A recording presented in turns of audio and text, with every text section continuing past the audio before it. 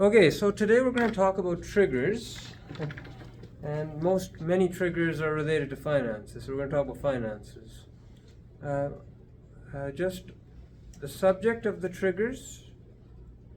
Just a reminder, there's a great video on triggers released a couple of months ago, but it's a good one. As at NOM, we do trigger-based healing.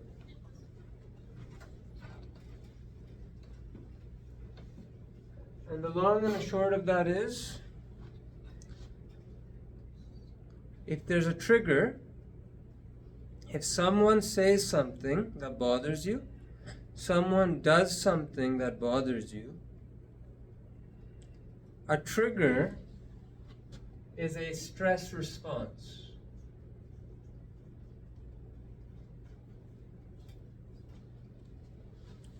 A trigger is a stress response that you become aware of.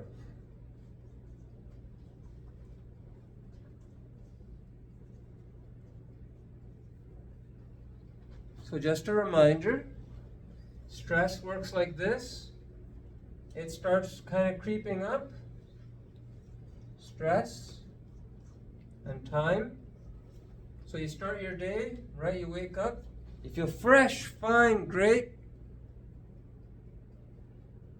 Sweere badhiya feel karde, and at some point stress is starting to increase, but you may not feel it, you may not know it until it gets to a certain point,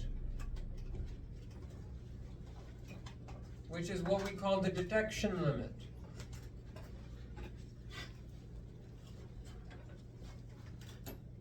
The detection limit for stress is kind of like sensitivity.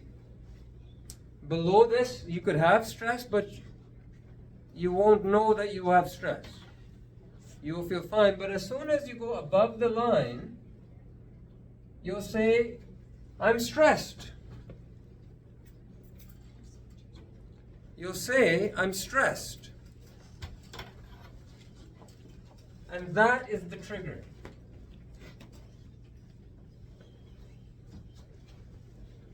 That's what you call a trigger. He's bothering me. Okay? What happened the whole day? You wake up fresh. Stress is building. You can't detect it until at some point it crosses the detection limit. And then you can feel it. And then you say, what happened right now that I feel this way? Who said something to me? What did I see? What did they do? So always someone else, right? But that's how our mind works. And we say, you said this, you did this, you did this, right? You triggered me. But I'm just going to tell you that yes, something may have happened here that triggered you, but your stress was building the whole day. Because that's how complex PTSD works. Assi tang hunde hain te sanu pata nahi lagda. So, for example, there's this lovely painting of a bunch of colors here. If I had a bully who bullied me lots and they wore a red shirt in grade 5, I see that and subconsciously my stress jumps up a little. I'll never know why or what, but we all have things in our lives that subconsciously bring stress. Obvious things like family of origin, right?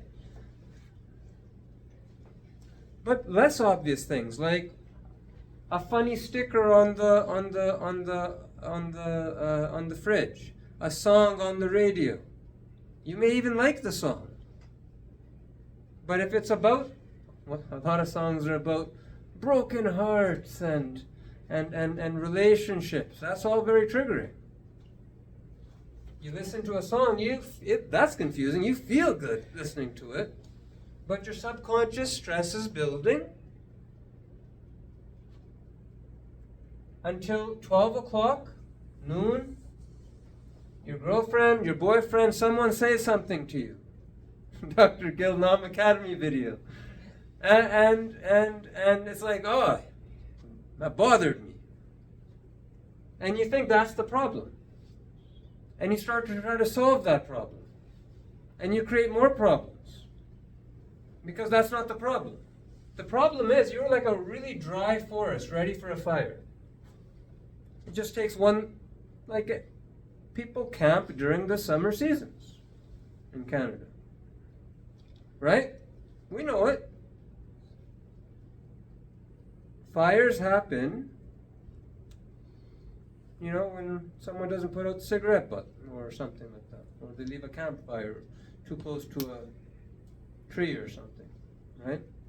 They don't mean to start a fire.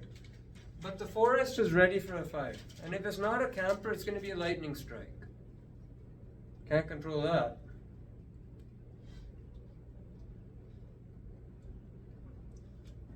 But you can control this, or you can at least be aware of this, because this is just the reality of how stress neurophysiology works. You have a detection limit.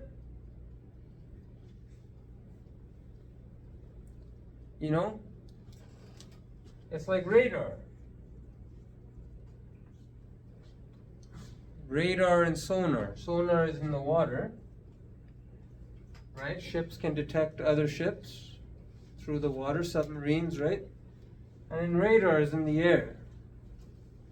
But they use a technology. You bounce sound, you project a sound, and you listen for a, you see if the sound bounces. I don't know all the physics of it, but they use a sound to detect other vehicles and stuff. But so these technologies were created in the 1920s, right? Because that's what war does. War makes you advance technology.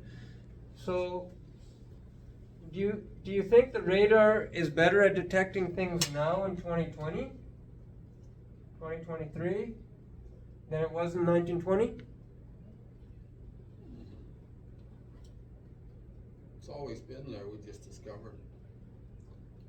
Is our technology better? Yeah. Obviously, it's better, right?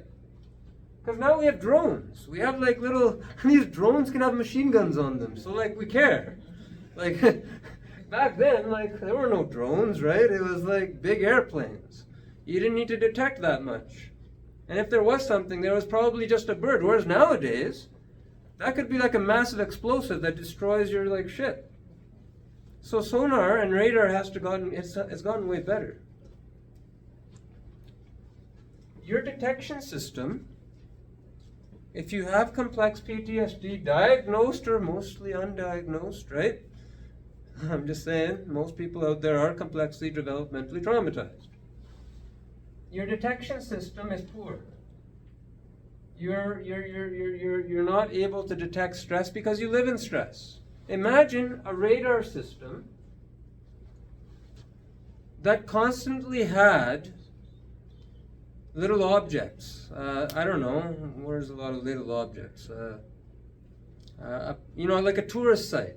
A tourist site where everyone has their little drone out, taking pictures. If you're the guy reading the thing on the picture, you're going to be like, yeah, it's probably just another tourist, and right? You're not going to be thinking oh, that's a weapon, because all of a sudden, there's too much, you're going to have too many false positives, false alarms. You're going to call the airplane people in, the pilots, come, and they're going to say, dude, it's just a tourist camera thing. Why'd you get us? Helicopters burn all this fuel and spend all this money. Take the risk. They're going to say, don't call us again. Call us only when you're really sure.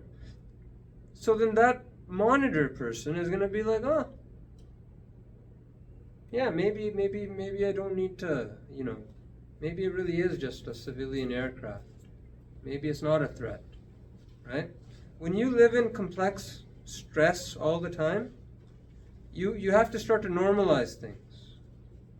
Threatening things become not so threatening. You just live in them. Gotta live with them. Sometimes they become unconscious. You're just like, it's just how it is. How it's always been. Dad always yells. Just how it is. It becomes normalized. Outside, it looks kind of crazy. But to you, you've become used to it. You've become desensitized. Someone with complex PTSD, their detection system is really high. Desensitized.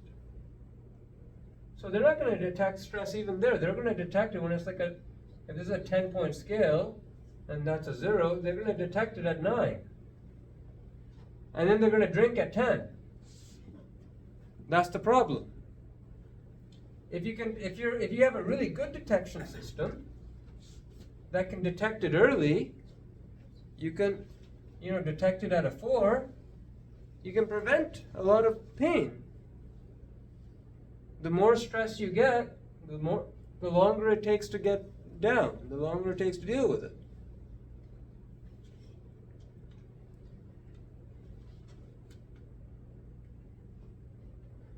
But no matter who you are, we all have subconscious triggers. Things that bother us. That's why a lot of people, they can't recover when they live at home, especially in their family of origin. They're living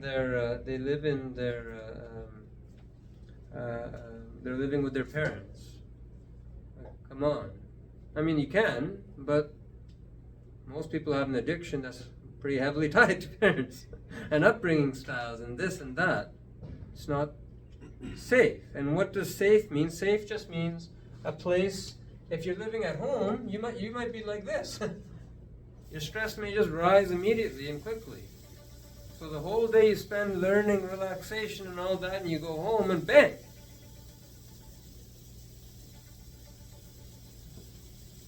And so the Virji phone baar la ke ja bado.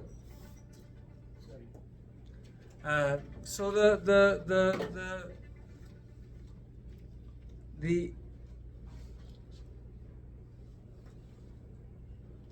principles of stress are always the same, no matter who you are. We build it. We all have a detection limit, and let's be humble about our detection limit, which is it's pretty bad. Most of us, unless you've heavily trained, conditioned, done a lot of meditation. Healthcare workers have really, really poor detection limits because they operate in high stress. So you have to learn to ignore stress. If stress is going to keep you from working, or if you're going to fall apart, you're not going to be able to work, can't feed your family, your system's going to say, no, you can't be detecting that. Shut that down. And you'll lose a part of your humanity, but you'll shut it down so you can have a paycheck, so you can get the satisfaction of doing the job, or get the return on investment of 20 years of education, or whatever that is, right? The point is, we can't ignore it though, and we can't pretend it's not there. You are stressed even though you don't know it at some level. And if you're humble enough to admit that, then you can take advantage of it. So let's say this is your detection limit. And you know the moment you wake up, you're going to start getting stressed. Then you can do something. You feel fine, but you know this is happening, so you're going to throw in a meditation, you're going to do some tapping, you're going to do a prayer, you're going to do something. And what you're going to do is you're going to drop down the stress level, subconsciously. And as soon as you stop it, sadly enough, it is going to start building up again. Because subconscious, because that's the neurobiology of complex PTSD, that's how it works. but then you're just going to meditate again right there. You knock it down again. And then it's going to start building up again. And at 4 p.m., you're gonna hit it again. And then it's gonna go up, but then it's time to sleep. And guess what? You didn't hit the 10 the whole day. You didn't drink, you didn't overeat, you didn't do whatever that is that you don't want to do. You didn't argue unnecessarily with people. ਕੁਛ ਨਹੀਂ ਕੀਤਾ ਤੁਸੀਂ ਜਿਹੜਾ ਤੁਹਾਨੂੰ ਖਰਾਬ ਕਰੂਗਾ ਕਿਉਂਕਿ ਤੁਹਾਡੀ ਟੈਂਸ਼ਨ ਡਿਟੈਕਸ਼ਨ ਲਿਮਿਟ ਥੱਲੇ. You have maintained underneath your detection limit.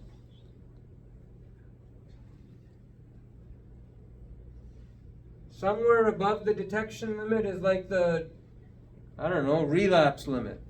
I just made that up. So if this is your relapse limit, well, you stayed below it the whole day. Just by using the principle. I know my stress is going to increase. Don't know why, but I know a couple of tools that help. Breathing, prayers. I'm going to throw them in 3 times a day. So that by the end of the day, I'm not all stressed out. And then I'm going to do the same thing again next week, next day. Quick things. Try it 3 times a day. It's what they do in Alcoholics Anonymous. One guy said, every time you pee, this is what a sponsor told his sponsee. He said, every time you pee, say the Serenity Prayer. This is why it works. It's because you zeroed the stress. And if your stress is of this kind and you're living at home, then you can't do it 3 times a day. You got to do it maybe like 20 times a day. That's okay. How long does it take you to do a Serenity Prayer? 15 seconds, 10 seconds. It's all right. Just do it. And even the most complex stress person, they build up like that. But they hit it. And even they can kind of end up, at the end of the day, at a reasonable stress thing. And what happens over time is your detection limit comes down.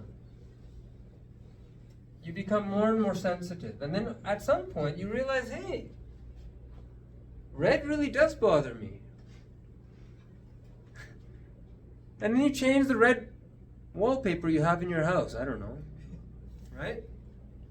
Like, you start to actually get to the root causes of what's causing your stress, and you eliminate those, because I assure you it's not what you think they are. What stresses people out is not what they think stresses them out. That's the whole problem. And they chase the triggers and they yell at the people that are actually helping them, they yell at them. A lot of times it's helpers, right, that are triggers. People who are trying to sort of support. That's a common pattern, because when you try to caregive for someone, you take on the role of mom and dad subconsciously. That's why caregiving, advice giving, these are all parental things.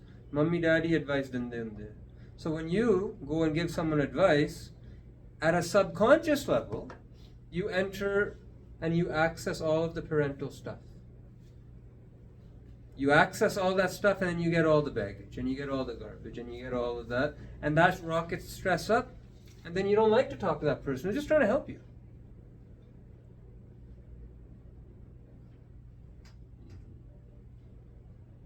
You take it out on them, you burn that bridge, and you keep doing that over 20 years. Now you have a pretty hard life. That's kind of how it works. So, stress, this is a review of stress. And so we'll talk about finances in another time, but it's important to talk and understand about stress. Any questions or comments? Okay. You just described our last 2 months. Is it true?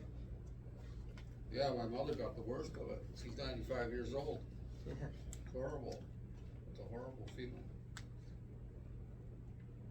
At least you know now. I'll be apologizing for the rest of her life and my life too. The way it is. That's good. So that's okay. No, it was, but the trauma that I had was triggered by the fact that I didn't know that I was under stress. And this is the whole issue. This is an awareness generating exercise. I don't know who you are, but if you're a human, this is part of your software makeup. So at least you know now. And the awareness at least lets you say, listen, I know it's not you, I'm just really irritated right now. I don't want to talk. At least you're like aware that whatever you think it is, or the magnitude, yeah, they may have irritated you, they may have said something. But the reason you get as upset as you do,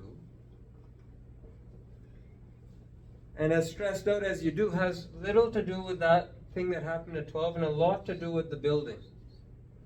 And most people, they don't go to sleep at zero stress. Most people, they go to sleep over here, and so they wake up stressed. And so then that's how you kind of end up with like a very high stress lifestyle. So at least you know now.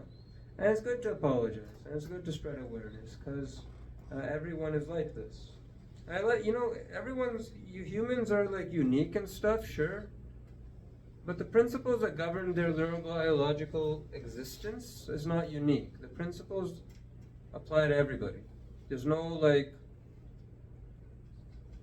exceptions. Except me, Dr. Gill. No exceptions. Unless you're a saint, I'd say saints are the exceptions. But actually, saints aren't exceptions either. Saints get irritated all the time. They're just very, very tuned in. And they deal with it in-house, in their mind. Doing whatever it is they do, right? It's PTSD. It's how memories are stored, activated. So if you watch the trigger-based healing video, then there's a lot more detail about the subconscious, which I'm not going to go into in this. Any other comments? We have a question, Agaji? That make sense to you? Anyone skeptical about it? I like skeptics. Skeptics are good.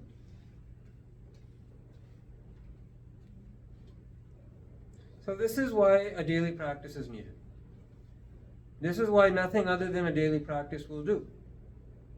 Not a vacation, not a siesta, not an intensive, not anything else. Those things are helpful, but without a daily practice, you're going to be constantly yo-yoing, and even when you do those things, you're going to be stressed out.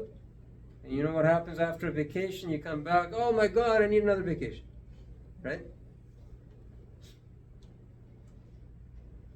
That person needs a daily practice. Who says that? Which is most people. Vacations are good. They can help deepen. But nothing can replace a daily practice. So you can keep your amygdala as least activated as possible. Okay? So let's see that. Oh, good. 24 minutes. Not bad.